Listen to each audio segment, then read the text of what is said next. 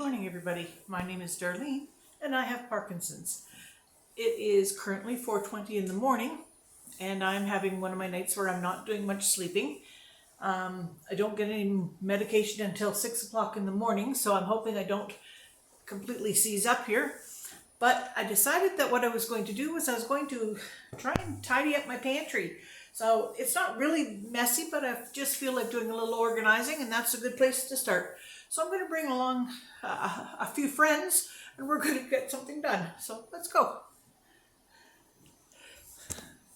I'm just going to bring this over here.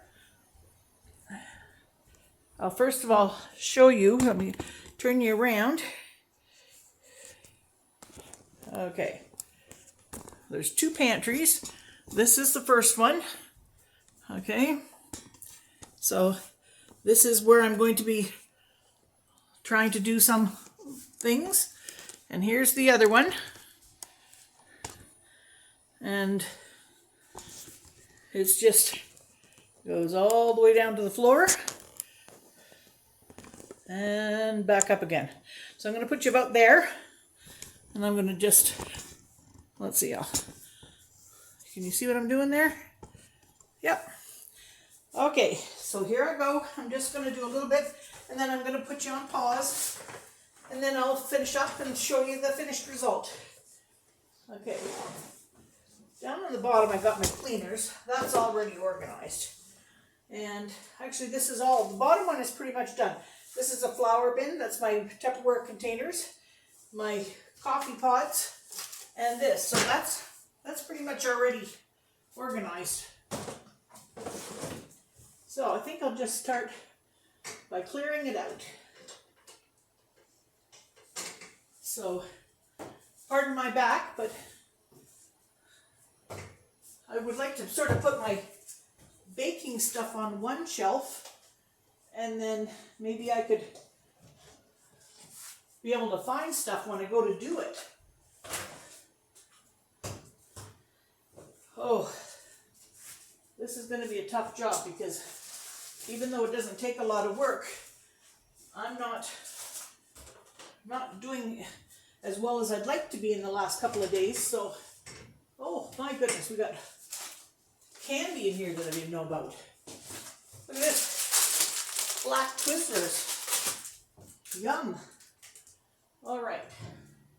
So, balsamic vinegar. Not that I use that very often. I probably bought it for a recipe that I never made. Avocado oil. It's always been in a dark bottle like this. I had no idea that it's actually a dark colored oil. And I thought it had gone bad on me until I realized, no, it's like a dark colored olive oil. I have things in here that I should give to my kids because I'm never going to use them.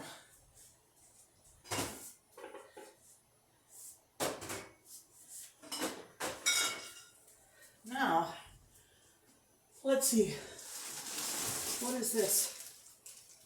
Buttermilk powder. That's a good thing to have because, you know, if I buy buttermilk to make biscuits, it goes bad because I don't use enough of it. But if you use the powder, it doesn't go bad. You just mix up what you need.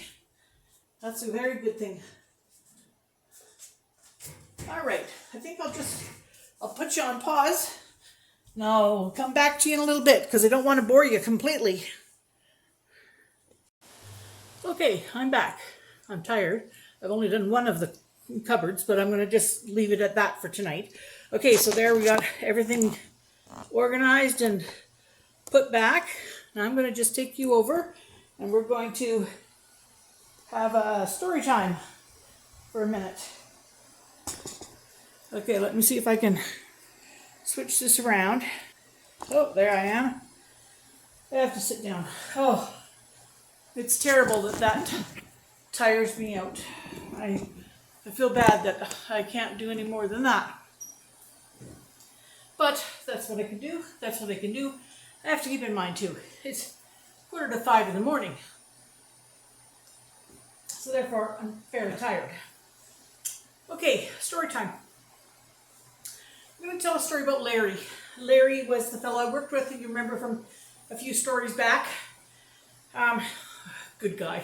But anyway, we had a shipment that came in from Malaysia, and this is truck parts, so therefore it was all kinds of wood and parts and everything in there, and it had been on a boat for a very long time. So what is on a boat? Cockroaches. So Malaysian cockroaches, they can be this big. They're huge. They're all dead. I mean, there wasn't any alive ones in there. I mean, they sort of cannibalized each other. But anyway, so we found a whole lot of cockroach shells, but not a lot of, other than that, they were dead. So anyway, his wife didn't necessarily know that they were dead though. So here's Larry. He takes these cockroach bodies, he puts them in a glass jar, and I see him putting them into his lunch kit.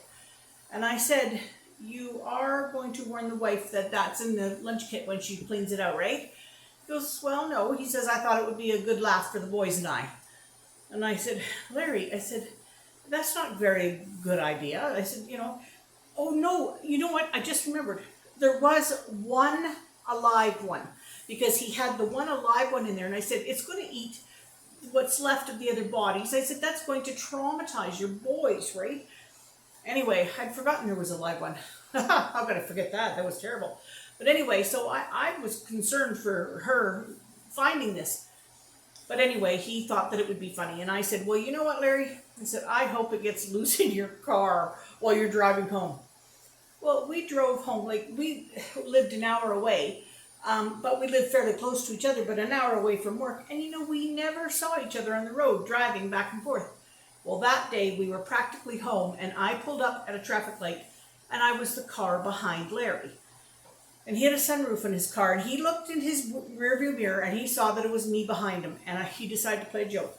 And he opened the sunroof mirror while the light was red, and he pretended that this cockroach had gotten loose in his car, and that he was climbing out the sunroof window ahead of the lunch pail. I roared, and then, everybody else around us was looking at us like, what are you guys carrying on about? But anyway, it was quite a hoot, and Larry did tell her that that was in there, and the boys were fascinated by the fact that these big cockroaches were there. And I said to him, you did kill the one that was alive? He said, yes, he did, because you can't have live things like that from other lands. Like, you have to take care of them. But anyway, he did do that. So I tell you, the things that he got into. Anywho, that's it for me today, and I will talk to you tomorrow. Hi, everybody. I'd like to talk for just a moment about the reality of what just happened. What just happened is my medicine quit working. I had only done a small job. I did one of the pantries. That's all I had managed to do. Then my body just completely stopped. My hands are in a sort of frozen position. They're not going to want to move. My legs don't want to move. It was all I could do to get myself seated back down.